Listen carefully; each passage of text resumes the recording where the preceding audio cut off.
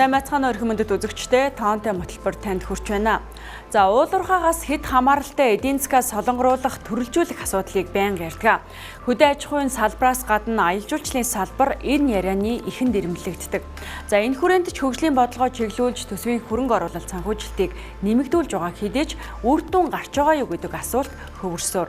За Монгол Улсын засгийн газар 2024-өөс 2028 онд хэрэгжүүлэх үйл ажиллагааны хөтөлбөрт дөрвөн улирлын аялал жуулчлалыг хөгжүүлэх зорилтыг тавьсан. Улирлын хамаарал өндөр аялал жуулчлалын салбарыг хэрхэн дөрвөн улирлын болгон хөгжүүлэх вэ?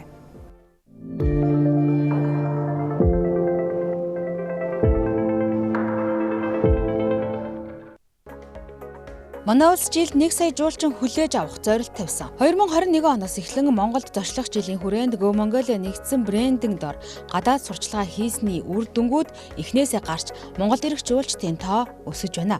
Улсын хилээр орсон зорчигчдын нийт тоог харуул 2022 онд 988 мянга байсан зорчигчдын урсгал 2023 онд 2.6 сая хүрч 2024 оны эцэст 3.6 сая болсон байна. Энэ оны эхний 9 сарын байдлаар манай улсын хилээр орсон зорчигчдын 3 сая давжээ. Үүнээс жуулчдын тоог салгаж харуул 2023 онд 651 мянга байсан жуулчны тоо 2024 онд 800 мянгаыг давсан бол энэ оны эхний 9 сард манай улсад 603 мянган жуулчин ирсэн гэх албан тоо байна. Манай улсад ирсэн жуулчдыг улсаар нь харуул Хятад улсын иргэн 30.9%, Орос улбаны улсын 23.5%, Өмнөд Солонгосын 21.3%, Япон улсын 3.9%, Казахстан улсын 2.7%-ийг, бусад улсын иргэн 17.7%-ийг эзэлж байна.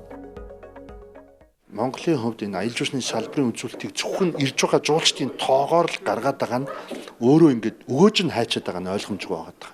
Үнэхээр бид нар 800 гаруй мянган жуулчин сая руу дөхүүлж авнаа. За 30 онд жишээлбэл 2 саяыг авнаа гэж зорилт тавьж байгаа бол тэр болгоны яг эдийн засгийн одоо тэр анатом бүтцээр задарч очиж байгаа өгөөжүүд нэмэгдэх ёстой. Гадаадын хөрөнгө оруулалт нэмэгдэж явах ёстой. Бизнес эрхлэгчдийн өрсөлдөх чадвар тэдний одоо хэвийн эрүүл өсөлт сайжрах ёстой. Даацсан нэмэгдэх ёстой. Гэтэл энэ дээр юм ярихгүй зөвхөн жуулчдын тоо гэдэг зүйл яваад байгаа нь өөрөө нэг юм хөөсрөлтийг бий болгоод тэр 800 мянган жуулчин 9 сая жуулчны одоо тэр орлого 1.6 сая доллар өшөө дээшээ нэмэгдэж байгаа энэ мөнгнүүд тэгвэл хаана очиод байгаа юм бэ гэдэг асуудал байгаа. Тухайлх юм бол энэний цаана манай соёл урлагийн газрууд, музейнүүд эдийн засгийн хувьд хүчрхэгжих ёстой. Ялангуяа тусгай хамгаалалттай газар нутгууд байна штэ. Энэ аялал жуулчлалаас гол орлогоо олдог газрууд эдийн засгийнхаа үндсэн бааз суурийг энэ дэр хүчтэй болгох ёстой. Гэтэл тэр мөнгө хаана очиж байгааг нь мэддэхгүй байгаа даа гэдэг бол гап үүсгэж байгаа. Одоо алдаа дутагдлыг үүсгэж ийн гэсэн үг юм байна.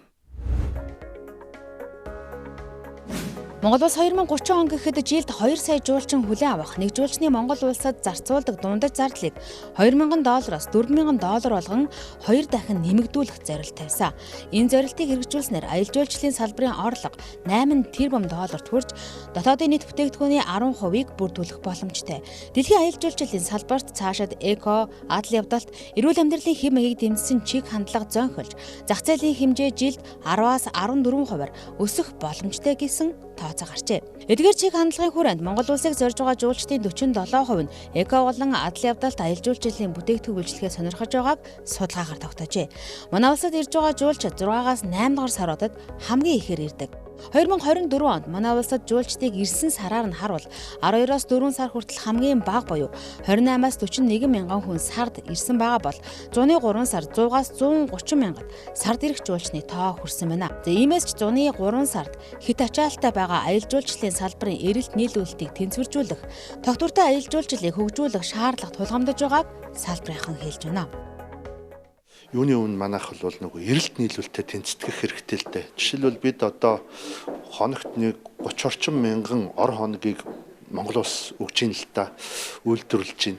Гэтэл энийг нэг 4 сараар аваад үзэх юм бол 3 4 10 120 гаруй мянган ор хоног нийлүүлж штэ. Гэхээр чин бид нар энэ ор хоногоос давсан хэмжээний жуулчин болвол оруулж ирэхэд бид нар яаж анх вэ те. Ийм одоо асуудал байгаатай яг адилхан. Өөрөлдвөл манай Монголын аялал жуулчлалын нэг одоо их сорилт болдог зүйл юу вэ нөх гэхээр нөгөө өвөлд зуны эрэлтийн хэмжээ нь асар өндөр ялгаатай 7 сард хит их өндөр хэмжүүлчлэх гад 1 сард огт байдгүй болоод аялал жуулчлал болон үйлчлэгээний чиглэлийн компаниудын тогтвортой үйл ажиллагаа алдагдана. Та 100 гэртээ байх уу, 200 гэртээ үл байх уу, эсвэл бүр хаах уу гэдэг асуудалд ордог. Тэгээ энэ нь өөрөө аялал жуулчлалын үйлчлэгээний бизнест нөгөө optimize гэж яриад байгаа өгөөжийн удирдлага буюу хэдийн хэмжээний бүтээгдэхүүнийг аль сард яаж нийлүүлэх үү, хизээ дээрээ татах уу гэдэг ийм хамлион загварууд руу явуулцдаг учраас энэ өөрөө их сорилт бизнесийн маш өндөр мэдрэмж мэрэгжлийн ур чадварыг шаарддаг. Аялал жуулчлалын салбарт томоохон байр суурилж байгаа агарын тээврийн салбар байгаа. Тэгээ агарын тээврийн салбар одоо Монгол улсын агарын тээврийн салбарын онцлог нь улирлын маш том шин чанартай. За жишээ дурдах юм бол 2024 онд Монголын агарын тээврийн салбарын зах зээлийн зорч усгал маань 2.2 сая зэрэгч байж л дээ. Тэгээ үүний 50 орчим хувь нь зөвхөн 103 сар 6-8 сард орчсон байгаа. Тэгэхээр бид нар энэ улирлын шин чанарлыг арилгаж энэ зах зээлийнхаа тэлэлтүүдийг хийх боломжууд нь үүсгэн. За үндсэндээ зөвхөн 103 сартаа зориулсан бизнесийг эрхлэх одоо боломж бол аялал жуулчлалын салбарт үйл ажиллагаа эрхэлж байгаа агарын тээвэр болон зочид буудал за босоод одоо энэ аялал жуулчлалын бааз гэх мэт байгууллагуудад бол хүндрэлтэй. Үндсэндээ 103 сарынхаа эрэлтийг хийхийн тулд онгоцын суудал гаргалтаа нэмэх хэрэгтэй, онгоцын тоогоо нэмэх хэрэгтэй болно. Энэ зөвхөн 103 сардаа үйл ажиллагаа ашигтайгаар хийгээд үлдсэн сарууд ашигтай явуулах бүрэн боломж байхгүй гэж ойлгож байна. Тэгэхээр энэ дээр бол миний одоо агарын тээврийн салбарын зах зээлд Miat компани зүгээс үзэж байгаа зүйл нь энэ шин чанарыг арилгахын тулд бид нар одоо энэ Аз Европыг холбосон газар зүйн байрлалын давуу талыг ашиглаад транзит зорчигчийн урсгалыг хөгжүүлэх хэрэгтэй.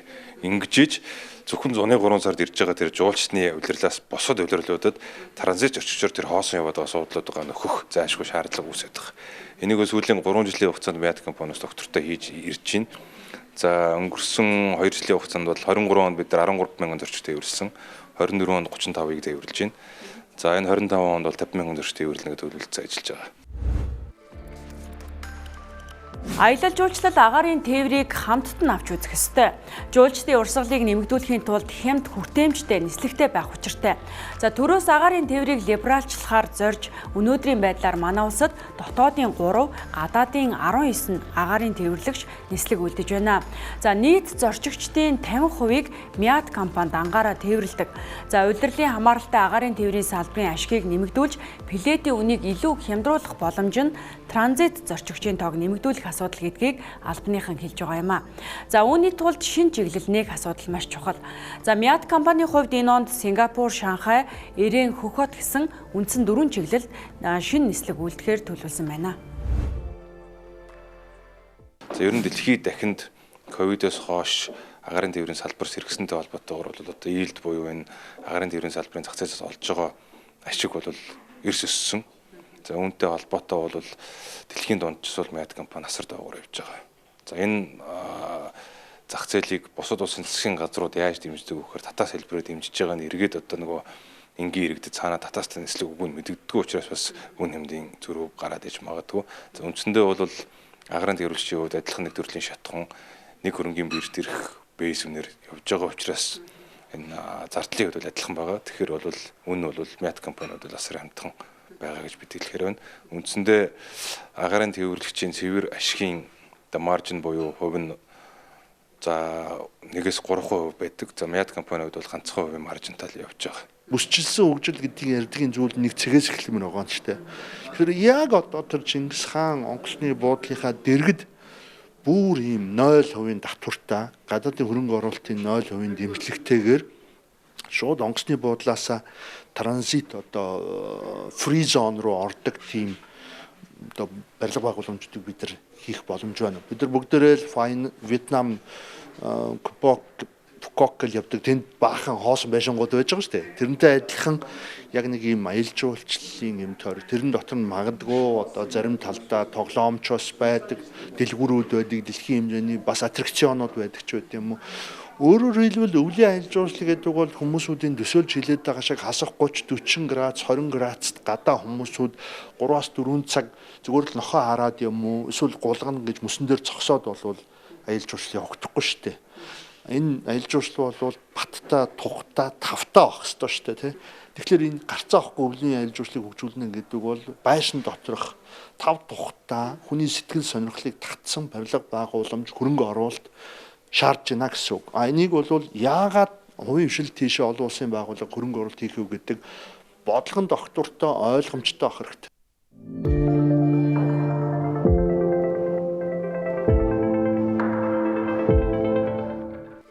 За өвлийн аялал жуулчлалыг хөгжүүлэхээс гадна нислэгээс гадна байршуулах үйлчилгээ маш чухал юм а. Эрс дээрс уур амьсгалтай өвөлдөө хүйтэн Монгол улсыг зорж ирэх жуулчдад тав тухтай дулаан байршуулах газар шаардлагатай хэдий ч өвөлдөө үйл ажиллагааны зардал өндөр байдгаас ихэнх нь ажилдаггүй. За тодруулж хэлбэл Монгол улсад өнөөдрийн байдлаар 500 гаруй жуулчны бааз, 100 гаруй амралтын газар, 40 гаруй резорт бүртгэлтэй байдаг хэдий ч өвөлдөө ажилдаг нь улсын хэмжээнд 100 хүрдэггүй байна. За иймээс өвлийн аялал жуулчлалыг хөгжүүлэхэд эхний ээлжинд аж ахуй нэгжүүдэд тог цахилгаан дулааны татаас дэмжлэг чухал гэдгийг хэлж байна. Аялал жуулчлалын салбар жишээлбэл нэг жуулчны бааз одоо доотлон хэдэн тэрбумын хөрөнгө оруулалтыг хийж байгаа. Гэтэл Монголд ирж байгаа гадны жуулчид нөгөө төгрөөс Монголын дотоод аялж байгаа иргэдийн маань урсгал зуны одоо 3-аас 4 хүн сар үргэлжилж байна. Тэгэхээр 3-аас 4 хүн сар үйл ажиллагаа явуулж байгаа болохоор илүү өндөр үнэтэй жилийн үр ашигаа тэр хугацаанд авах гэж үзээд байдаг.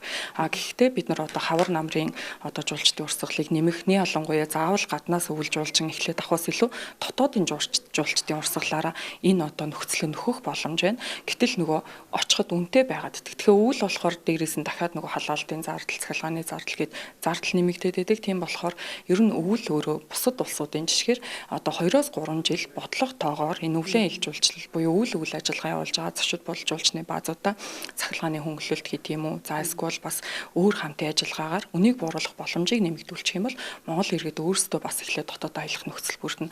Өнгөрсөн жилээс тог цахилгааны үн нэмэгдсэн. Тэгээд энэ дээр бол ямар нэгэн одоогийн байдлаар хөнгөлөлтийг чөлөөлөлтийн асуудал бол жуулчны компани, жуулчны бааз болон буудлуудад байхгүй. Тэгэхээр энэ эргээд өөрөө жуулчдын аялал жуулчлалын үнийг өсгөхтэй сэргээрээ манай өрсөлдөгч чадварыг сөргөөр нөлөөлж байгаа асуудал болж байна. Яг төр засгаас хараатай татаас гэхээсээ илүү гадны улсууд жишээ нь өндөр хөгжилтэй гэдэг юм аялал жуулчлал хөгжсөн газрууд яадаг вэ гэхээр ирж байгаа жуулчдаас турист такс гэдэг юм уу тэрүүгээрээ тодорхой хэмжээний турист такс авч сан үрдүүлээд аялал жуулчлалаа хөгжүүлэх гэдэг юм уу дэмжих. Тэндээсээ буцаад эргээд жуулчны бааз, чин төслүүдтэй хөнгөлөлтөө зээл олгох, агаарын тээврийн шин чиглэл нээж байгаа авиа компаниудаа хөнгөлөлт олгох, татаас олгох дээрээс нь эсвэл өвлийн жуулчдаа татаас олгох гэдэг бол энэ өөрөө тэр үүссэн сангаасаа санхүүжилтээ шийдэх юм. Урт хугацаанд бол бид нар энэ рүү л орохгүй бол тухайн гал унтраах маягтайгаар тог цахилгааны хөнгөлөлт юм уу нэг тодорхой жижиг асуудлаар бол энэ асуудлыг шийдэхэд бол хэцүү. Өвлийн хугацаанд бид нар дотоодын аялал жуулчлал дээр яаж улсаас дэмжлэгтэй ажиллах вэ гэдэг юм маш их чухал байгаа. За тэгээд ерөнхийдөө бол жуулчны баазуудын маань үндсэн үйл ажиллагаа маань зөвхөн 5 хагас өдрөг 2 өдөр байдаг. Бид нар 7 өдөр ажиллах ёстой бизнесийн зарчимдаар ингэ байж хахад бид нар 2 өдөр нь ажилт буюу 5 өдөр нь сул зогсолтой байдаг. Энэ 5 өдөр сул зогсолтой байна гэдэг маань хүний нөөцийн асуудал дээр хүртэл маш их бэрхшээлтэй асуудал үүсэж байгаа. Зуны 3 сард нийт жуулчдын 50% нь ирж байгаа энэ урсгалыг бүх сард тасралтгүй байлгах, дөрвөлөрлийн аялал жуулчлалыг хөгжүүлэхээр соёл спорт аялал жуулчлал залуучуудын яам өнгөрсөн оноос Америк нэгдсэн улсын Boston Consulting Group компанитай хамтран ажиллаж Монгол улсын аялал жуулчлалын шинэ стратеги төлөвлөгөөг боловсруулжээ. Үүнд 13 голлох зах зээл 7 сегментэд зориулсан аялал жуулчлалын хөгжлийн саналуудыг тусгаж 14 зорилтоор хэрэгжүүлэхээр тусгажээ. Тодорхойлбол дэд бүтцээ хөгжүүлэх, зам тээврийн холболтыг сайжруулах, олон улсын маркетинг сурчлагыг нэмэгдүүлэх, аялал жуулчлалын байгууллагуудын бүтээгдэхүүн үйлчлэгийг хөгжүүлэх зэрэг ажлууд үүнд багтсан байна. Мөн дөрвөлөрлийн аялал жуулчлалыг хөгжүүлэх зорилтын хүрээнд 11 ивентийг зохион байгуулж төсвөөс тодорхой санхүүжилт гаргахаар баталжээ. Үүнд Түмэн Тэмээний баяр, Талын Түмэн Адуу фестивал, Айс фестивал, Бүргэдийн баяр, Ара фестивал, Айраг фестивал, Монгол тургатны харвуул их наадам, Цайны зам соёлын өвийн наадам, Дарганг фестивал, One Day of Mongolia, аялал жуулчлалын гэрэл зургийн ивент, Жангар туйл хайлах наадам зэрэг арга хэмжээ багтжээ. бид нар өвөл гэдгийг одоо сул тал гэхээс илүү бас давуу тал брэнд болгож хөгжүүлэх боломж байна. Зүүн дааз гэх мэтчлээ одоо улсуудад жишээлбэл манай өвлийн одоо улиралтын чинь нөгөө ур амьсгалын өөрчлөлтөөс холбоотой хит халалт үүсэж байна те бараг 40 градус давж халж байна. Тэгэхээр энэ улиралт тэд нар чинь сэрүүн бүс нутгууд руу аялах юм хандлага гарчлаа. Тэгэхээр энийг бид нар бас давуу тал. Яг тэгэхээр Монголын жуулчдыг бид нар зүүн Азийн те Вьетнам, Таиланд руу зөөгөөд идэг нөгөө талдаа нислэг мань хоосон яваад байгаа. Тэгэхээр тэр зах зээлүүдийг магадгүй онлоод хамтарсан маркетинг хийгээд хямд үнэтэй зуршлыг жуулчдыг нөгөө талдаа татах юм бол бид нар харилцан ашигтай те нислэг маань явах, дээрэс нь бидний хийзний үн буурах, тэгээд жуулчд маань бас өвлийн те гадны жуулчин авах энэ боломж бол бүрэн байгаад байгаа.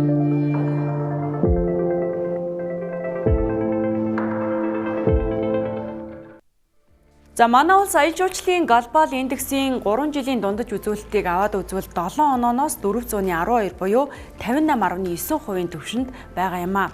За эндээс энэ салбарт анхаарах асуудал маш олон байгаа гэдг нь харагдаж байна.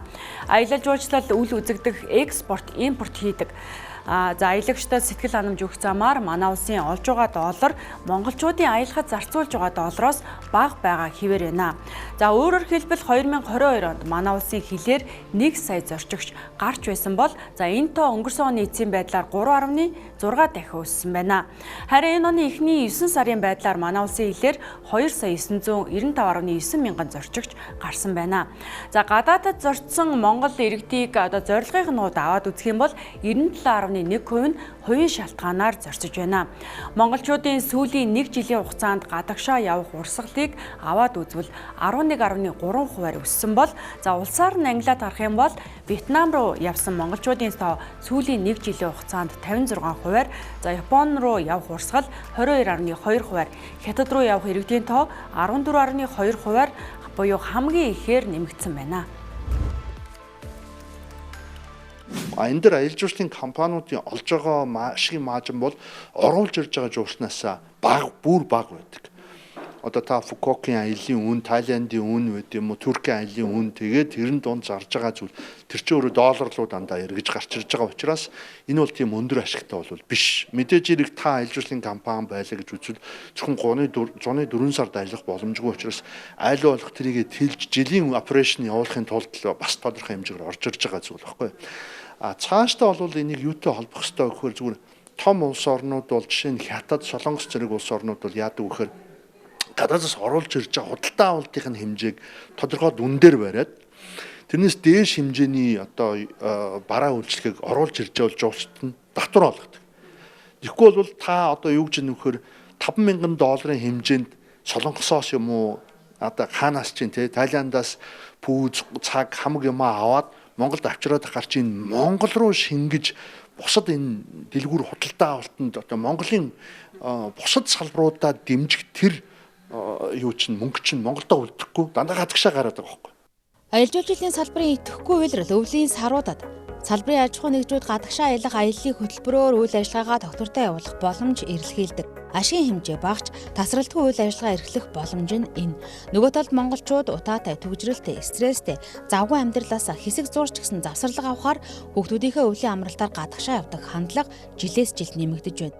Энэ нь сүүлийн жилүүдэд өсөж аяллаа үйлчилгээгээр олж байгаагаас илүү их доллар гадагшаа урсаар байна. 2014 онд манай улс аялал жуулчлалаар 214.7 сая долларын орлого олсон бол гадагшаа өөрсдөө аялахад 427.7 сая доллар зарцуулжээ. Тухайн үед 250 гаруй сая доллараар хэмжигдэж байсан аяллаа үйлчилгээний алдагдал 2024 онд 1 тэрбум долларт төгчээ. Энэ оны эхний хагас жилд бид аялал жуулчлалаас 280.9 сая долларын орлого олсон бол гадагш аялахдаа 844.2 сая доллар зарцуулж аялал жуулчлалын үйлчилгээгээр хүлээсэн алдагдлын хэмжээ 563.3 сая долларт хүрчээ. Тэгэхээр бид нар энийг яаж дотооддоо авч үлдэх вэ те? Гадны улсуудын жишг бол одоо дотооддоо аялахад одоо юу гэдгийг хөвсгөлд байна уу, говьд байна уу аялахад хүүхдүүдтэй хүмүүстэй гэдэг юм уу те? Нөгөө купон тараах те, амралтын купон тараах ийм байдлаар дэмжиж болж байна. Хөнгөлтэй зээл ресортууд үүсч болж байна те. Тэгэхээр ийм купон юмнуудыг хөнгөлтэй юмнуудыг тарааснараа бид нар гадшаа гарах валюта авч үлдэн. Дээрээс нь өвөл одоо тэр жуулчны баазыг тодорхой хэмжээний орлоготой өдөө орон нутагт аялах, тогтвортой аялах одоо нөхцөлийг бүрдүүлнэ. Энийг дагж ижил бид нар дараагийн өвлийн аялал жуулчлал гадаадаас ирэх өвөл жуулчин авдаг гэдэг энэ урсгал маань ингээд тогтох юм байна. За иргэдийн гадагш аялах хүслийг буруутгах аргагүй. Амьдрах орчин нөхцөл, амьдралын стресс бухимдлаа хэсэг мартах, орхих, гэр бүлээрээ дурсамж бүтээх боломжийг аялал бидэнд бий болгох юм а. За харин гадагшаа урсаж байгаа энэ валютын урсгалыг дөрвөн улирлын аялал жуулчлалыг хөгжүүлэх замаар одоо дотооддоо тогтоох боломжтой гэж салбарынхан алж байна. За нөгөө талд жуулчны идэвхтэй саруудад төрөөс хурал форум зохион байгуулахгүй байх бодлого улс орнууд баримталдаг хэдий ч за манай улсад эсвэргээрээ төрийн өндөр хэмжээний айлчлалаас эхлээд олон улсын хурал энэ цаг хугацаатай давхцдаг нь аялал жуулчлалын салбарынхны хувьд томоохон сорилт болдог байна. Яг манай улс чи өөрөө жуулчны улирал маш богинотой тий 103 сар 6 7 8 сар гэдэг энэ үед жуулчтай авдаг. Жишээ нь эх жилийн тухайд бол нэг коп гэдэг арга хэмжээ 8 сарын сүүлээр болох гэж байгаа гэж зүгээр яг одоогийн байдлаар бол 8 сарын 10-аас хойшоо 8 сарын сүүл хүртэл жишээ нь Улаанбаатарын томоохон буудлууд бүгд жуулчдын захиалга авахгүй тэр арга хэмжээний жочдыг буулгана гэд одоо захиалга авахгүй байгаа. Тэгэхээр эндээс үүдээд бол одоо аяллийн компаниуд тэр үеэр ирсэн жуулчдаа хаана буулгах вэ гэдэг асуудал маш том одоо толгойн өвчин болоод байж. Тэгэхээр энэ бол уул нь бид нар өмнө улс засгийн газраас яг энэ жуулчны улиралд төрийн томоохон арга хэмжээ хурал зөвлөгөө юмыг одоо энэ үеэр зохиохгүй гэдэг нэг шийдвэр энэ төр гарч ирсэн. Тэгээд одоо энэ удаагийнх нь тэр шийдвэр нь ямар арга хэмжээ болсон бүүн бид ямар ч гэсэн уул нь бол одоо 9 сард юм уу 5 сард те 6 сарын ихэнх юм уу 9 сард арга хэмжээг зохиож болно.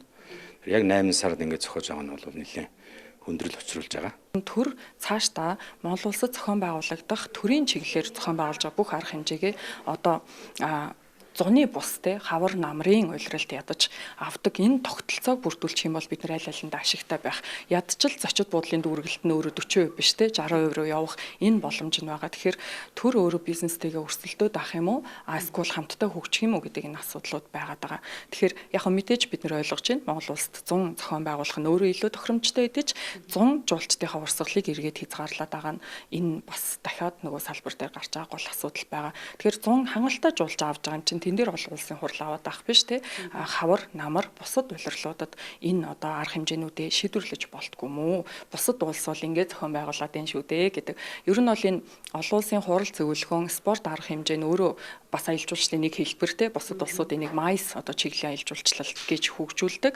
Тэгэд энийг энэ ялангуяа дандаа одоо жишээлбэл Араб, Солонгос гээд бусад улсуудыг харахаар дандаа аялал жуулчлалын бус улиралд авдаг юм жишгтэй байна. Аялал жуулчлалын үндэсний хороог Монгол улсын ерөнхий сайд ахалж байна. За иймээс төрөөс зохион байгуулж байгаа альва арга хэмжээ хурал цуглааныг жуулчны идэвхгүй саруудад төлөвлөхөөс гадна за өвлийн аялал жуулчлалыг хөгжүүлэхэд төсөвт дарамт болохооргүй туризм такс бий болгох замаар сан үүсгэж аж ахуй нэгжүүдийг дэмжих боломж байгаа гэдгийг аялал жуулчлалын салбарынхан хэлж байна. За зөвхөн гадаадын гэхээсээ илүүтэй гадагшаа явж байгаа дотоод аялагчдаа эх орондоо амрах боломжийг өвлийн саруудад нэмэгдүүлэхэд төрөөс тодорхой зохицуулалт дэмжлэгт шаардлагатай байгаа гэдгийг тэд хэлж байгаа юм а. Үзэгчдээ бүхэнд аялал жуулчлалын салбар тэр дундаа өвлийн дөрвөн улирлын аялал жуулчлалыг Монгол улс хэрхэн хөгжүүлэх боломж гарч байгаа талаарх мэдээллийг энэ удаад тоомлог хүргэлээ. Хамт байсанд баярлалаа.